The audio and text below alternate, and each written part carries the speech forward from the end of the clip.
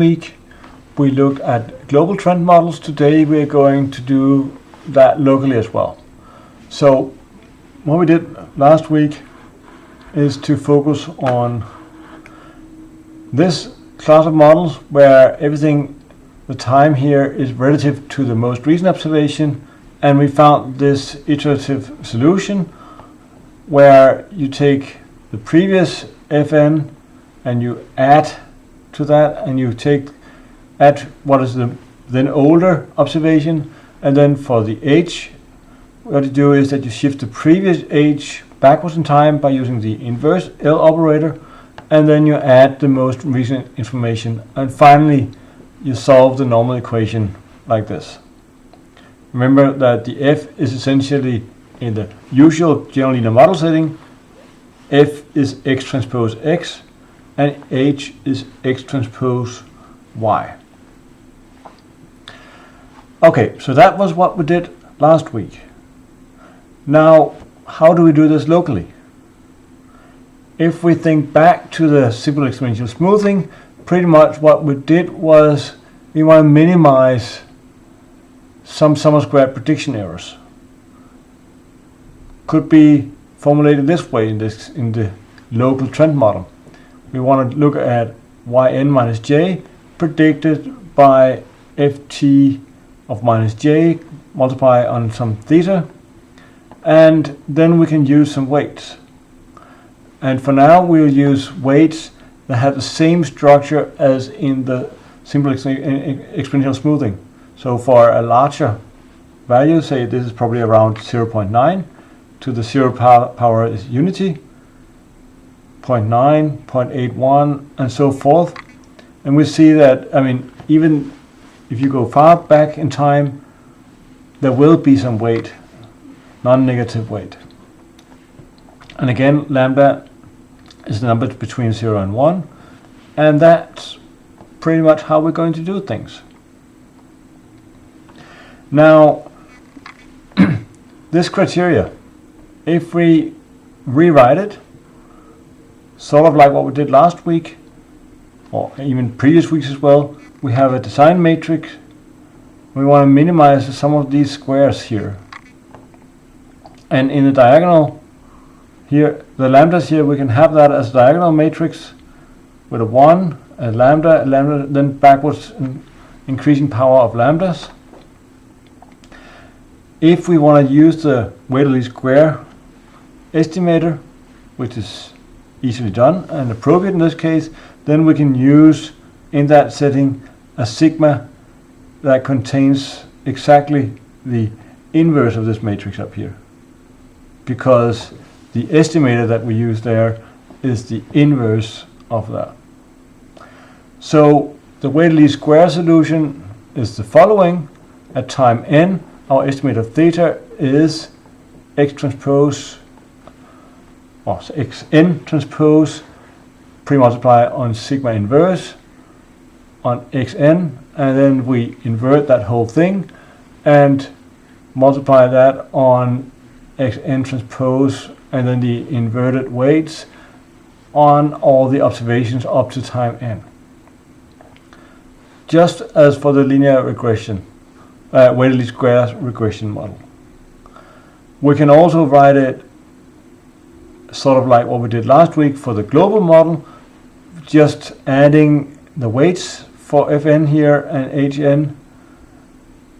The only thing that is different is exactly the lambda to the j power here. And of course, given this, we can also consider how to do this by not having to recalculate everything, but to do updates. And again, the update equation is quite similar to what was done for the global model. For Fn plus 1, it's again equal to the previous Fn plus, and now comes the difference, lambda to the n power, because that is what corresponds, that's the weight corresponding to the oldest observation, which is what you're adding here. Now, Hn plus 1, you get that by forgetting part of the previous estimate. That's the L inverse on Hn that shifts the estimated values one step backwards in time, and then you just add the most recent here, and lambda to the 0 power is a 1 always, so therefore there's no lambda on this. And the solution, well, that's the same as always. To initialize this, we can safely start with h0 and f0 equal to zeros, a vector and a matrix with the appropriate dimensions. So everything is pretty much the same, just with a local estimator.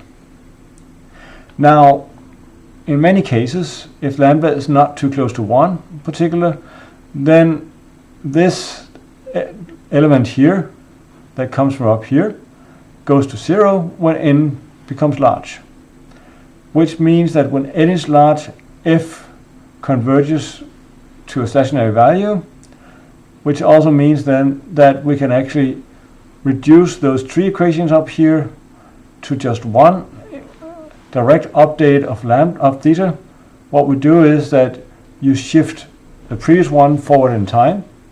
If you go back and remember the local linear regression model, then what we did then was to have the slope and the intercept, and now when you go one step forward in time, you just add those to give you the new intercept, and then you have the slope is the same. So that's what comes from this part, and so this is essentially the prediction. And then what we do here is an update based on how close is the actual new observation to what we predicted given information up to time n.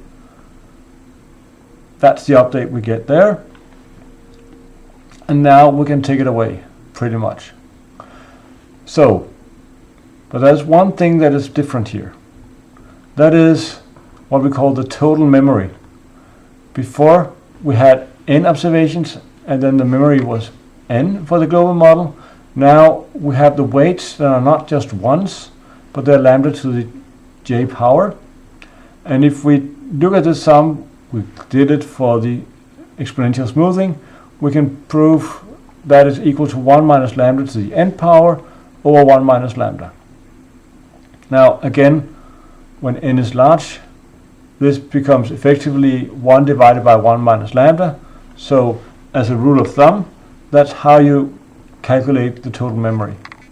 If lambda is 0.9, for instance, 1 minus 0.9 is 0.1, and 1 divided by 0.1 is 10. So when lambda is 0.9, the total memory is roughly 10 observations, or it's 10 observations. And that's the effective number of observations. That's what is you have to keep in mind whenever you use these models. So one thing is for estimating the variance. What we did for the weighted least square estimator was to use the weighted sum of square prediction errors like this, and then we normalized by n minus p, but now we use t minus p. And in a moment I will show you how an example showing what happens if you use n instead. Now of course t should be larger than p. So effectively we have a restriction here on lambda that, say in a linear regression model, in a local linear model, we want to have, we have p equals to 2. That means t should be greater than 2. That means lambda should be greater than, well, if that's a 2, and 1 divided by 1 minus lambda, you inverse both places. So 1 minus lambda should be less than a half, and lambda should then be greater than 0.5. And I should just comment on those having the book. This estimator is not in the book. Actually, there's no estimator for this in the book. But what I've said repeatedly, and I will say it again now, we should always have an estimator of the uncertainty, and we cannot do that of the parameters unless we have an estimate of sigma hat. Now we'll get back to the same example as last week first repeating what we did then. We had 6 observations, and we have the design matrix here, and since it's so small, we'll just do it the brute force way. And what we did was to get an estimate of theta 6, which was an intercept of 3.9 and a slope of 0.33. That was all fine.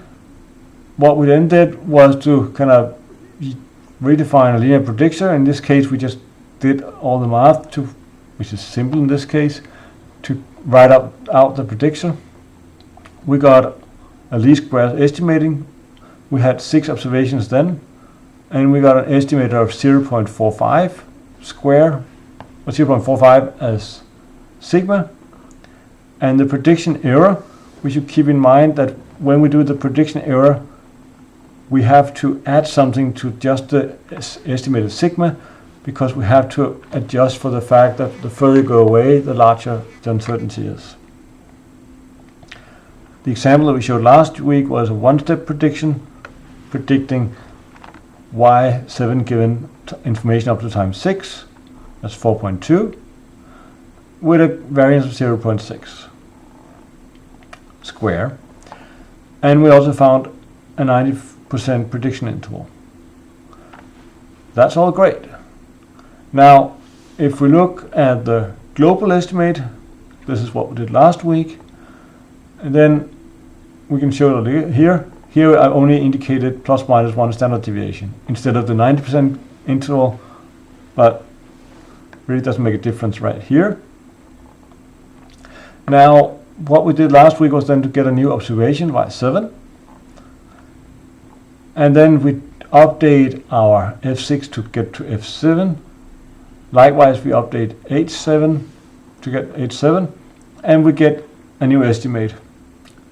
Slightly smaller intercept and smaller slope, because the observation that we got was below what we had predicted.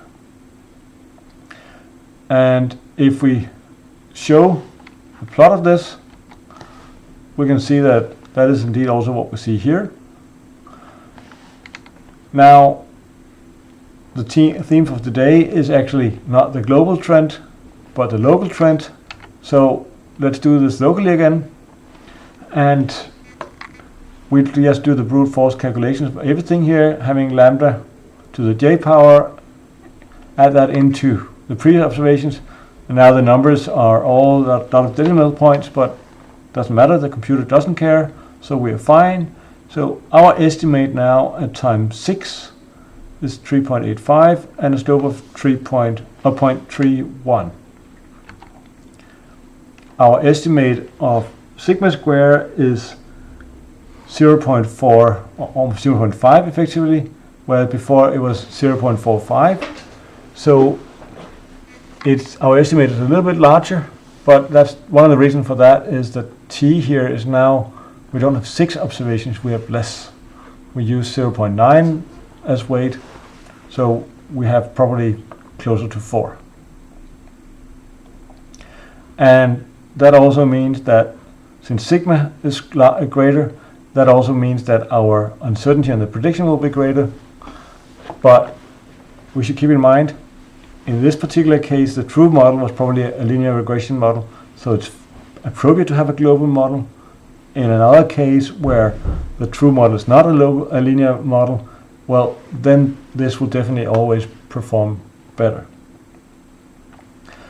So let's just show you the global trend model and how the local trend model is predicting. And in this case, we see, as expected, that the local model has a slightly larger interval. Again, this is plus minus 1 standard deviation. Now, I want to get back to the estimate of sigma hat, because it can be done in various ways.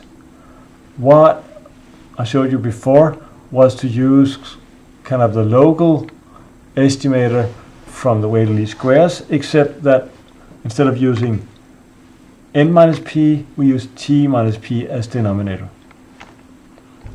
So we'll use the weighted least square estimator for theta, but we'll do something different for sigma hat.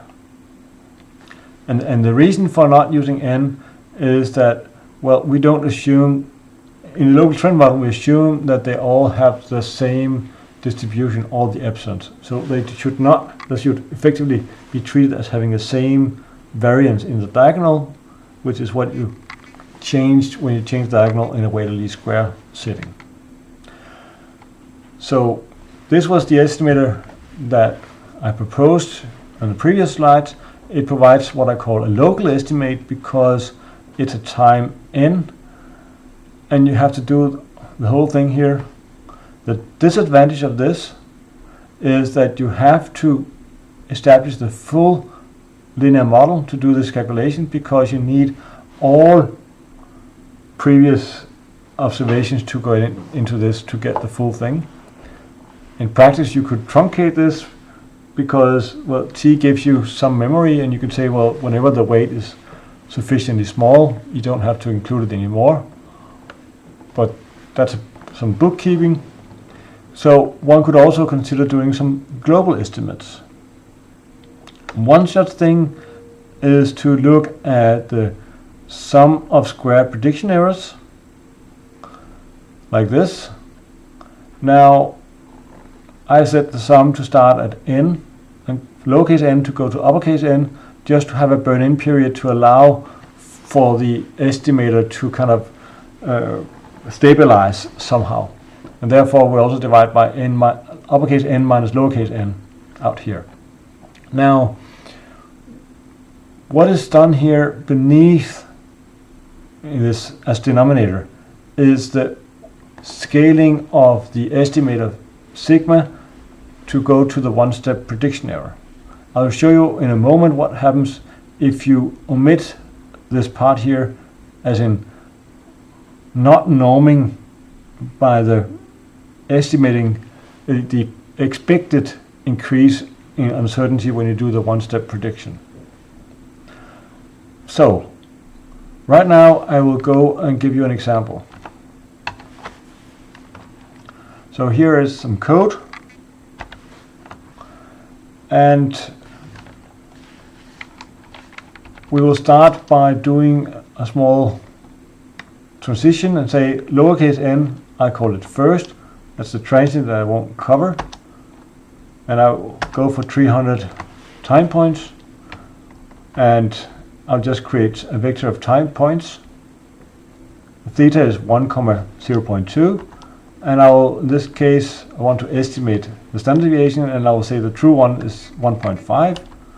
Then I'll make the design matrix, and then I will simulate point along this line with intercept 1 and slope 0.2 here. And I'll just show you the plot of how it looks over here. So again, I use the true model as a linear regression model, and that's what I will keep doing. Now, I will use a lambda of 0.9 in this simulations here.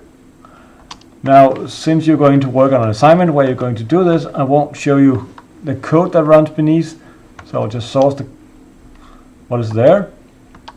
What I'm doing is effectively I'm running a local linear trend model through the whole thing. Done. And now I will start by looking at a global estimate of sigma at the end. So I look at all the prediction errors, exclude the first ones, and normalize by how many I did. So I get a 1.67, which is slightly greater than the 1.5 that I used, but it's not too far away from it. But again, I did not, in this case, I did not normalize with the expected uncertainty. Now, let's do the local estimator as was in the slide. Before doing that, let's look at the memory. So take lambda to the time, to the power time, and divide it by 1 minus lambda to get all the right values. And plot those, and you see with a lambda of 0.9, it does nicely converge to an effective memory of 10 after around 50, but it's only very few you need, and then you're close. So with 0.9, and we had 6 observations before, we are effective at around 5 observations then. Okay, now what I said was that I wanted to plot with both using t minus p and n minus p as denominator. So let's just look at those. I'll just add what is here. So the true value was 1.5. If we use t minus p as denominator for the local estimator, then we see that we have an estimator that is, you can say, to some extent unstable because it's a local estimate and we only use of the order of 10 observations for doing this, but it is hovering around the true value. However, if you use n minus p as denominator, then it will converge towards 0. And if you allow n to go beyond 300, well, it will just go down and down and down, get closer and closer to 0. So let's just go back and look at what is here.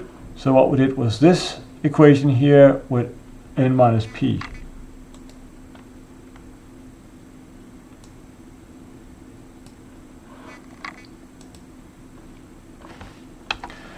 Now, there are more things we could do, because what we've said before was we could also look at global estimators. So first, let's find all the squared one-step prediction errors. Now, let's put the first 3, in this case, to 0, make the cumulative sum of those, and then I'll put the first 3 to NA, just to make sure they're not plotted, and then I'll add a line with those and update the legend. Now, this is a running mean value of those. That is the 1.67 that we calculated just before, but we did not norm in this case. So if we redo the same thing where we normalize by the prediction scaling factor, this is the, if you go back here, that is what is the denominator down here, calculated with the appropriate uppercase F. That's something that happens inside the code that I did not show. Again, we'll put the first few to 0, do the cumulative sum of those, put some NAs in the first places again to avoid plotting them, and then we will add an extra line for this. In this case magenta, and we'll add a legend as well.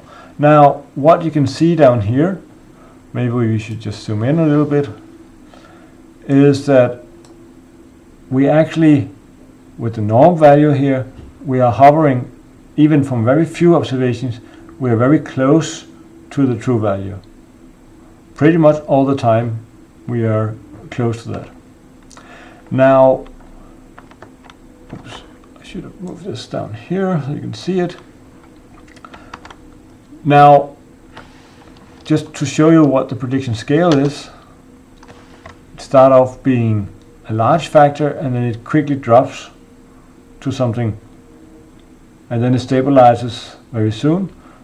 This is again a reason why not to include the first few, because the uncertainty scaling is just so large. So ignore all you can survive. Maybe we should just look at the first few as well. Sigma, pred scale. Let's just look at the first 10 observations here. So the 3.4 here is the 4th, 5th, 6th, 7th. So after, in this case, where we have after 7 observations, we get down below a factor of 2, and when it goes to infinity, we got to 1.2.